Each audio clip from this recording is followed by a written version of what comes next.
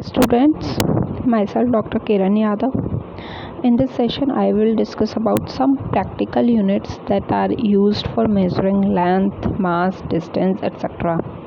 So first, let us see some practical units for measuring length. Let us take some example where the length that needs to be measured is very small. So such examples are bacteria and molecules. We know that bacteria are very small, and in fact the molecules or the distance between atoms and molecules is also very small. So for such cases it is not feasible to measure the length in meters, because if we will measure the bacteria in meters, then the length of the bacteria will come out to be 0.000001 metre. इतने सारे zero लगाने पड़ेंगे point के बाद, तो इससे अच्छा है हम कुछ नया नाम ही दे दें उसको. ठीक है, तो इसके लिए हम बैक्टीरियाज के लिए हम यूज़ करते हैं 10⁻⁻6 मीटर. ठीक है, बैक्टीरिया इस ऑर्डर के उनकी लेंथ होती है 10⁻⁻6 मीन्स 0.00001 मीटर. ओके, सो ये 10⁻⁻6 मीटर बैक्टीरिया की इफ़ेक्टिव लेंथ होती है, इस ऑर्डर की लेंथ होती है उनकी. तो इसको हमने एक नया नाम दे दिया 1 माइक्रोन. क्यों दिया? क्योंकि अब आपको बार बार 10⁻⁻6 लिखने की ज़रूरत नहीं पड़ेगी, आप डायरेक्टली 1 माइक्रोन लिख सकते हैं. ओके, और इसको 1 माइक्रोमीटर भी बोल सकते हैं. मैंने आपको सफिक्सेस एंड प्रीफिक्सेस बताए थे. हाँ सॉरी, सफिक्सेस नहीं, प्रीफिक्सेस बताए थे, जिसमें 10⁻⁻6 को माइक्रो बोला जाता है. तो इसको माइक्रोमीटर भी बोल सकते हैं और माइक्रोन भी इसका एक नाम है. मॉलिक्यूल्स होते हैं वो इवन बैक्टीरिया से भी स्मॉल होते हैं, वो होते हैं 10⁻⁻9 मीटर ऑर्डर्स के, और 10⁻⁻9 को नैनोमीटर बोला जाता है. ठीक है, then some practical units for measuring length. Atoms जो होते हैं वो 10⁻⁻10 मीटर ऑर्डर के होते हैं, मॉलिक्यूल्स से भी छोटे होते हैं, बिकॉज एटम्स मिल के मॉलिक्यूल बनाते हैं, तो एटम छोटा होगा. तो 10⁻⁻10 मीटर को 1 एंगस्ट्रॉम बोला जाता है. अगर आपसे पूछे कि एटम की लेंथ किस ऑर्डर की होती है, so you can either say it is of the order of 10⁻⁻10 meter, or you can also say that it is of the order of 1 angstrom. You must already know that there is nucleus at the center of an atom. अब atom के भी centre में एक छोटा सा portion है, atom से भी छोटा है, तो उसकी लेंथ किस ऑर्डर की होती है 10⁻⁻15 मीटर, बहुत छोटा, तो उसको बोला जाता है 1 फर्मी. ठीक है, तो length of nucleus is around 1 fermi which is equal to 10⁻⁻15 metres. अब ये हम बात कर रहे थे कि जब लेंथ हमें बहुत छोटी मेज़र करनी हो. अब व्हाट इफ़ हमें बहुत बड़ी लेंथ को मेज़र करना हो, जैसे कि एक प्लैनेट से दूसरे प्लैनेट के बीच की डिस्टेंस, या एक गैलेक्सी से दूसरी गैलेक्सी के बीच की डिस्टेंस, तब हमारी लेंथ बहुत ज़्यादा होगी. तो उस केस में we use astronomical units. It is defined as the mean distance of the earth from the sun. Okay, so astronomical unit is the mean distance of the earth from the sun, and its value is equal to 1.5 into 10⁻⁻11 metre. Another unit that is used to measure very large distances is light year. Okay, it is the distance traveled by light in vacuum in 1 year, and it is equal to 9.5 into 10⁻⁻15 meters. ये light year term आपने सुनी होगी, कई बार newspaper में आता है कि ये नया स्टार साइंटिस्ट वगैरह ने डिस्कवर किया है या खोजा है, और ये अर्थ से इतने लाइट ईयर्स की डिस्टेंस पे सिचुएटेड है। ठीक है, तो ये आपने हो सकता है सुनी हो।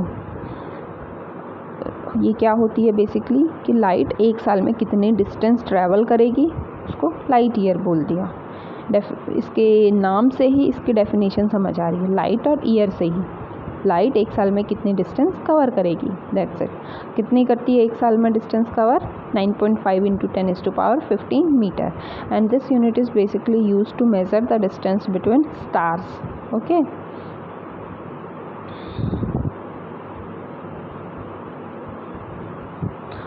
so now let's see some practical units of measuring area.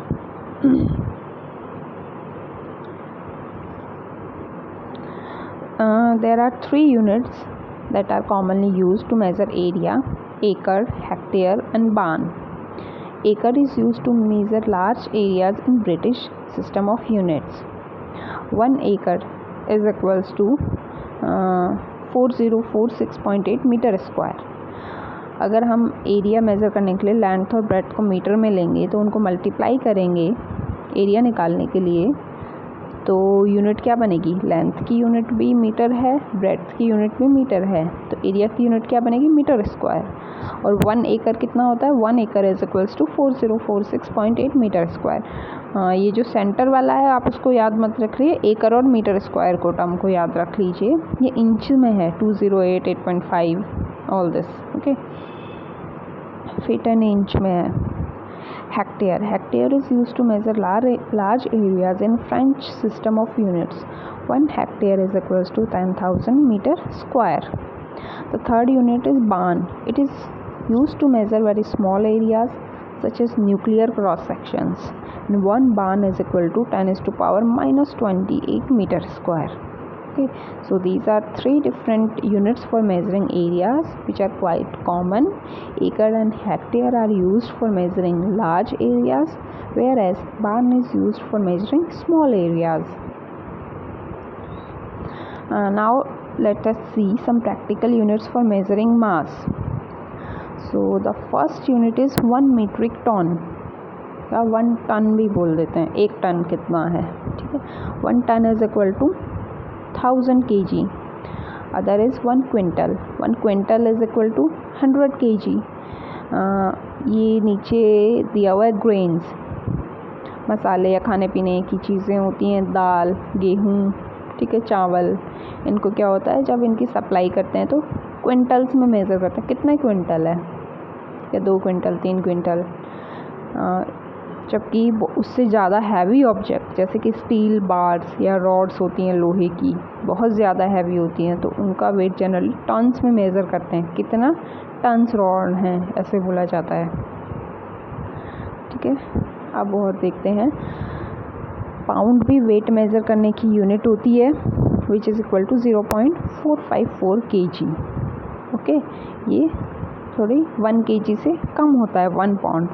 Okay, ये न्यू बॉर्न बेबीज़ का वेट कैलकुलेट करने के काम आता है, या फिर वेट के लिए जनरली पाउंड यूज़ कर लेते हैं काफ़ी जगह पे। 1 slug equal to 14.59 kg. Slug is another unit for measuring mass, although it is not very commonly used. Pound, ton and quintal are commonly used. Okay, so